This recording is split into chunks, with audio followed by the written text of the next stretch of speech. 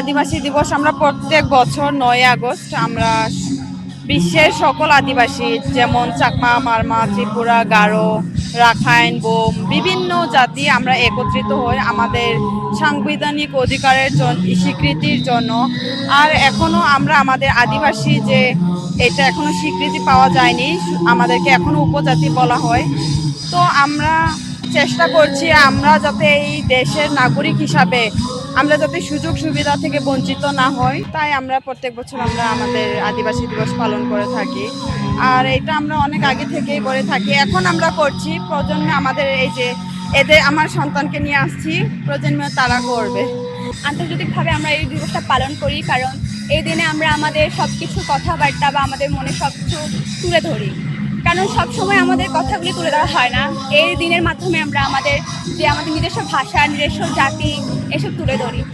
তাই এই দিনে যে আমরা নিজেকে আনন্দের মাধ্যমে প্রকাশ করি, এই দিনে যেন আমরা নিজের ভাষা সব কিছুকে তুলে ধরতে পারি, এটাই আর কি সবার সামনে।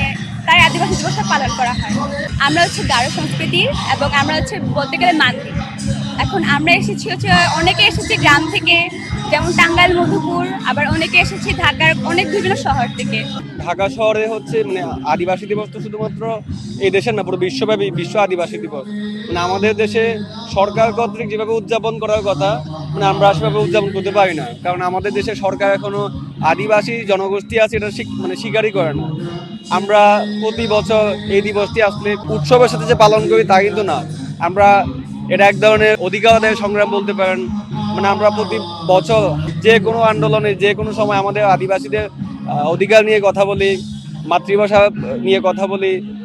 আদিবাসীদের যত লাঞ্ছনা, যত যা কিছুই আছে সব কিছু মনে করেন যে আমরা যেভাবে পালন করার কথা পালন করতে পারি না। যেমন এই যে মাতৃভাষা দিবসে যখন 21 ফেব্রুয়ারি পালিত হয়, আমরা শহীদ মিনারে আসি, কিন্তু আমাদের হচ্ছে সেভাবে এই সরকার দেখে না।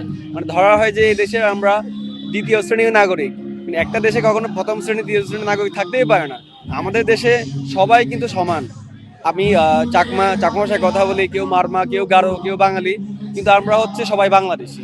আমরা এই দেশের পতাকা তলে আমার সোনার বাংলা আমি তোমায় ভালোবাসি গানটি গাই, এবং যখনই এই গানটি গাই আমাদের গায়ে শিহরণ বয়ে যায়, কারণ এই দেশটা আমাদের সবার, জাতি, বর্ণ, গোত্র সব কিছু মিলিয়ে হচ্ছে আমাদের এই দেশ।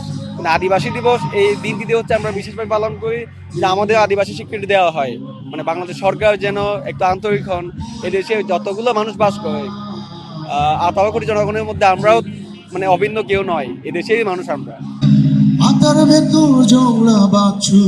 আজকের এই দিনটাকে ঘিরে আমরা আমাদের সাংবিধানিক স্বীকৃতি, তারপরে আমাদের সুযোগ সুবিধা থেকে বঞ্চিত করা যাতে না হয়, আমাদের যে আদিবাসী কোটা ছিল এগুলা থেকে যাতে আমাদেরকে বঞ্চিত করা না হয়, আমাদেরকেও যাতে সমানভাবে সমান অধিকার দেওয়া হয়। এই দেশে আমরা বাংলাদেশি হতে পারি, কিন্তু আমরা আমাদের বড় পরিচয় আমরা আদিবাসী। সরকারের কাছে এটাই অনুরোধ যেন আদিবাসী দিবস পালনের মাধ্যমে আমাদের কথাগুলি শুনুন এবং আমাদের সকলের মনের ভাবটাও বুঝুন। আমাদের বাংলাদেশের বর্তমান যে সরকার আছে, এই সরকার যেন আমাদের আদিবাসী যারা আছে সবাইকে আদিবাসী স্বীকৃতি দেয়। আমাদের পিছিয়ে পড়া জনগোষ্ঠী যারা আছে ওদের যেন শিক্ষা দীক্ষা স্বাস্থ্য সব কিছু নিয়ে যেন একটু আমাদের জন্য দেখে না আর কি এই সরকার।